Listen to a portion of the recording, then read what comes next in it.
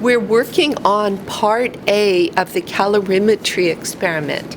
We are getting the data we need to determine the specific heat capacity of a metal. Our metal is metal A, looks like copper. Okay, first thing we have to do is determine the mass of it. So we take a weigh boat, we put it on the balance, which is a decigram balance. We zero it and pour the metal in, and we're seeing that the metal weighs 35.5 grams. Then we transfer the metal to a test tube from our locker, a large test tube, and we will heat it in the beaker of hot water, which is just about boiling, for 10 minutes. We will now measure the mass of the empty calorimeter, so we make sure that our balance is reading 0. Place it on there. We have 6.7 grams for the mass of the empty calorimeter. Now we're going to transfer about 40 mLs of distilled water, which is what I have in here, into our calorimeter.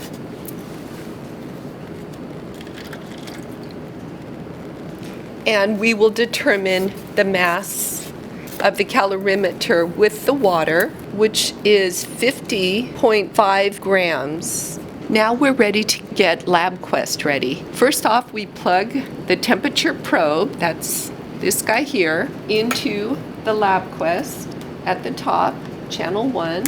And then we put LabQuest into the correct mode, which is the time-based mode, and we set the duration to be 300 seconds. So it will sample for 300 seconds, and we want to sample every 6 seconds. So we have that set now. We hit OK. It's been 10 minutes since we have been heating our metal, so now we are ready to measure the initial temperature of the water for 30 seconds. So I put the temperature probe in the water and check the time, and we will go ahead and begin. So it's measuring the temperature for 30 seconds. Now we will add our metal to the water, and we will let it sample the temperature, let the temperature probe sample the temperature. The data will be recorded in LabQuest for the 300 seconds. Here is what our graph looks like after those 300 seconds. We have temperature on the y-axis. We have time on the x-axis. The first portion is the temperature of the water. Then we put the metal in. It's a piece of metal must have hit the probe. That's why it jumps up. And then the temperature pretty much levels off. It is dropping a bit because our insulator is not a perfect insulator. So we will save this data, and then we will look at it after we've completed the experimental part B and C on the computer. We will call it part A. Now we'll begin part B. Part B, we choose File and then New, and we go back into the mode because it doesn't keep settings. We have to, once again, set our duration to 300 seconds and our sample interval to 6. We will weigh our calorimeter empty. It weighs 7.3 grams. We will then add approximately 50 mLs of water to it.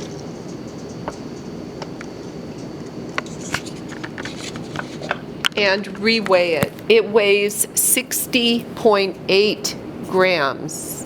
We will then put approximately 5 grams of ammonium chloride, NH4Cl, ammonium chloride, in a weigh boat, and we will weigh that. It weighs 8.5 grams. So we will put our temperature probe in our calorimeter, and we will begin our LabQuest. We will begin our run and measure the temperature of the water for 30 seconds. That will allow us to know the initial temperature of our water. After 30 seconds, which is now, we now add our ammonium chloride to our calorimeter. We stir that around with our temperature probe, not rubbing the bottom, and we will let that now run for the remainder of those 300 seconds. We will now weigh our empty weigh boat, and it weighs 3.1 grams. Here are our results from part B. Temperature on the y-axis, time on the x-axis. The beginning part up here shows us the initial temperature of the water. Then we added the ammonium chloride, and we see that the temperature substantially went down. So we know it's an endothermic type process involved with dissolving of ammonium chloride in water. I will save this graph, calling it part B. For part C, we have measured out 25 mLs of 1.00 molar NaOH. We will put that into a beaker. We have 25.0 mLs of 1.00 molar HCl. The HCl we will put in the calorimeter. We have LabQuest set up, set to the correct mode, set to 300 seconds, taking samples every 6 seconds. Now we will measure the temperature of the sodium hydroxide for 30 seconds. So we will start our LabQuest. Then we will clean off the probe and measure the temperature of the HCl for 30 seconds. Then we will add the sodium hydroxide to the calorimeter, and we will let it measure the temperature for the remainder of the 300 seconds. All right, now we will measure the temperature of the HCl. We have to clean and dry our probe. Now we add the sodium hydroxide to our calorimeter.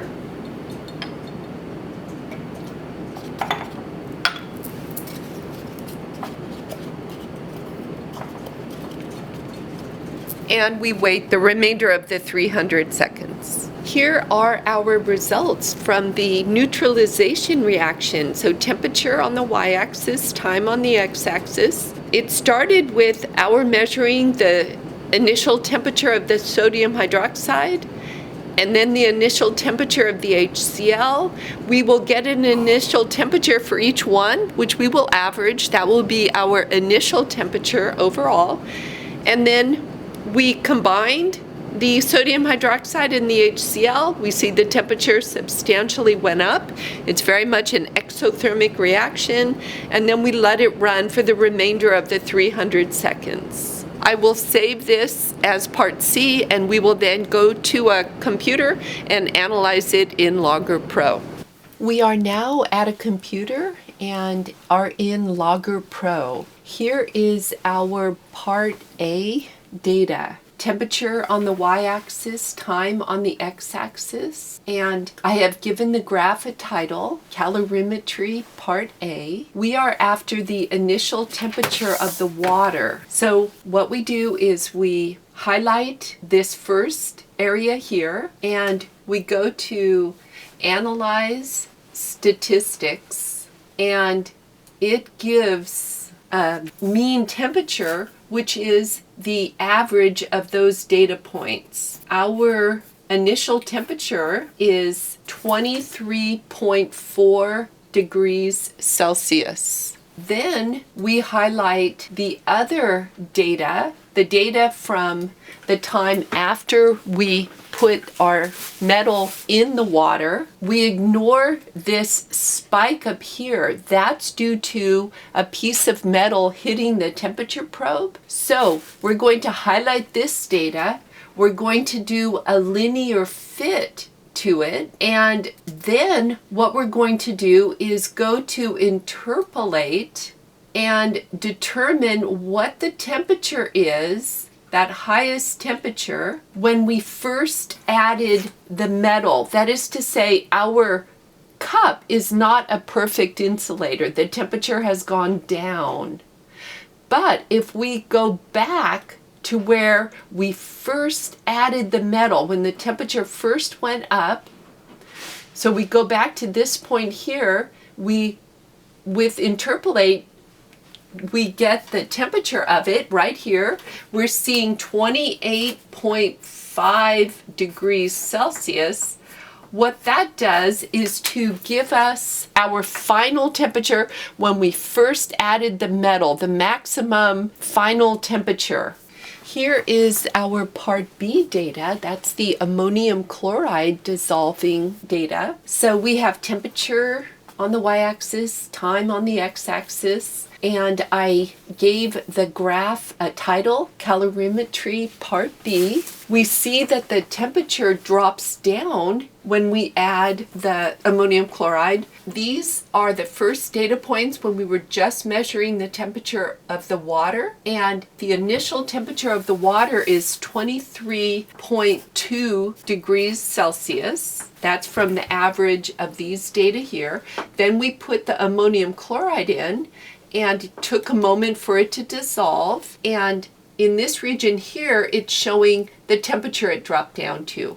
So I highlighted this data here, and I did a linear fit to that. And with interpolate, I went to the point where we first added the ammonium chloride and found that that temperature, which would be our T final, is 16.7 degrees Celsius. Here is our Part C data. That's the sodium hydroxide plus HCl neutralization reaction. Of course, we have temperature on the y-axis, time on the x-axis. These first data here were the temperature of the sodium hydroxide. I averaged over this range here and found that average temperature of the sodium hydroxide to be 23.5 degrees Celsius. I then averaged over this range, that would be for the HCl, and found its initial temperature to be 23.1 degrees Celsius. I took this data here, which is the data after we added the sodium hydroxide and the HCl together. We see that huge temperature rise. So I took this data here, I did the linear fit, extrapolated back to when we first combined the two solutions to get the final temperature, and I got a final temperature of 29.7 degrees Celsius. So the Part A graph, the Part B graph, and the Part C graph, those will be available in Canvas, and that will allow you to do all of the analysis.